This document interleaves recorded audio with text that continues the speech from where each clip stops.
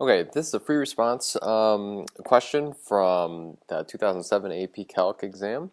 It is a calculator problem, so you can use a calculator. In fact, may need to for part of these problems. For part of this problem, I'm probably just going to set up the integrals and leave it to you to solve. But I've looked at this problem for about 2 or 3 minutes, so I haven't really studied it that much.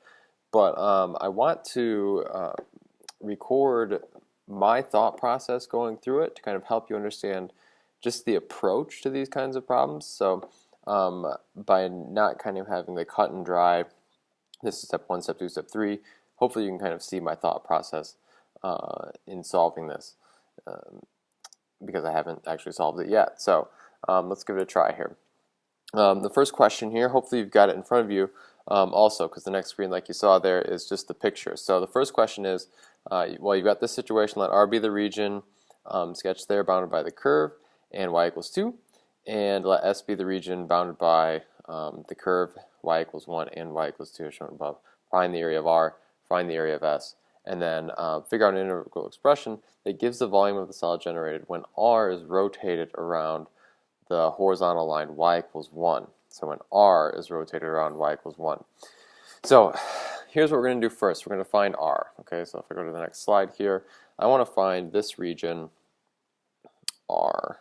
Okay, and to do that, I'm going to draw in a little rectangle. That helps me think about finding the area.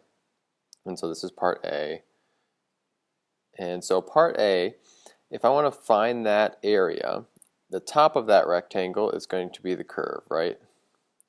All right, and then the bottom of it is going to be y equals 2. So if I want to find the area R, I need to take whatever the value of the curve is, and then subtract off the 2. All right, so that's my thought process. I look at this and go, all right, well, curve is always on top of the line y equals 2, so I'm going to take the integral of the curve, which was e to the 2x minus x squared, and then minus off the 2 dx, and I'm going to integrate from here to here. So let's see, we need to find the x value, so when that thing is 2, and so you have to use your calculator to find that intersection. We can do it real quick here. Okay, so we've got the picture of the curve, and we kind of blow it up here so we can see, but the intersection is at 0.446 and 1.554. So if we bring back the previous screen. Okay, so we've got it graphed here. If we look at the bounds, then we see it's at 0.446 and 1.554. So the integral would be the integral from 0.446 to 1.554 of e to the 2x minus x squared minus 2. Okay, and that's it. And then you can solve that, put it into your calculator, and end it. I think that that's correct. So let's go over to the next one. Part B says, now we want to find the area of S. We want to find this area right here. Okay, so before we get too far, let's real quick figure out what that intersection is between that and 1.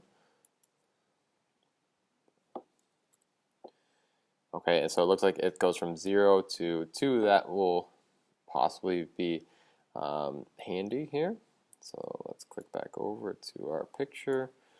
Alright, so now I want to find the area of S. Let me just think about this for a second here. The area of S is this here, and I already know the area in blue. That's handy. I think that's going to be handy.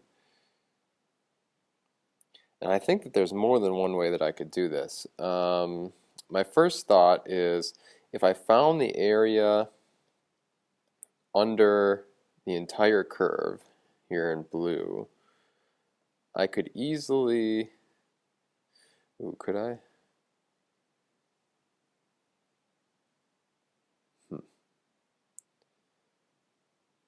I know that, see, here's my thought process is I know I can subtract off r. So if I found the area from 0 to 2, right, this is 2 comma 1 right here. If I found, this area, which, r and s, I can just take whatever I found in the first one and subtract it off. This area in blue is not hard. R plus s is not a difficult area to find. It's just the integral from 0 to 1, 0 to 2, looking at the x-axis, from 0 to 2 of the function e to the 2x minus x squared, and then subtract off the 1 dx.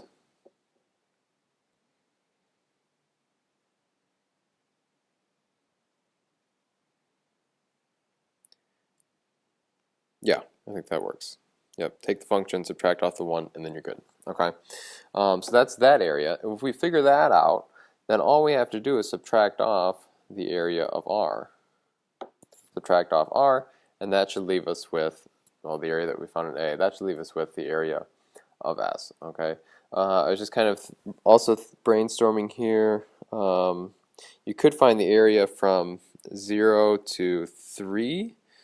No, that wouldn't work. I think my way is probably the best way, but if you find a better way, please definitely let me know. Alright, so let's go on to part C then. Let's clear that one out.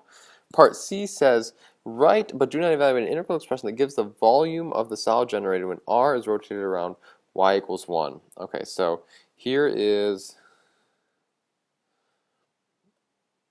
R, and I'm going to draw on my rectangle again here.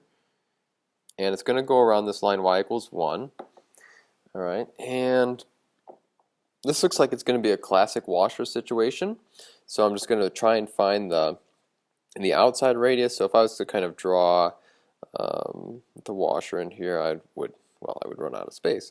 But it would kind of look like this.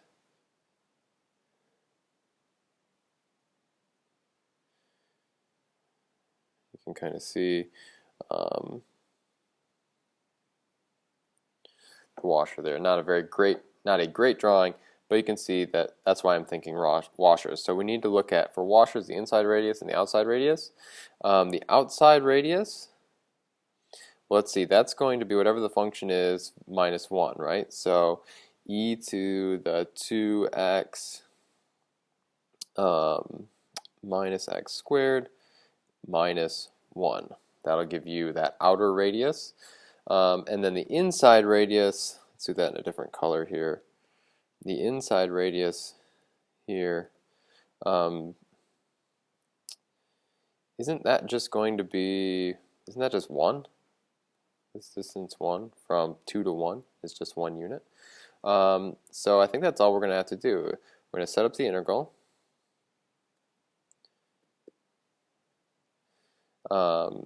And let's see, we need to go pi, and then it's big radius minus the small radius. So big radius we said was e to the 2x minus x squared minus 1. So we need to take that squared, subtract off the inside radius, which would just be a cylinder if it was a solid, and the inside radius is 1 squared, and we're integrating with respect to x. And then we just need our bounds. And our bounds are going to be from what we had in the first thing there. We're integrating from that point to that point there, and which I think we said was 0.446 and 1 point. I know I'm going to get yelled at if I don't get this right. 1.554.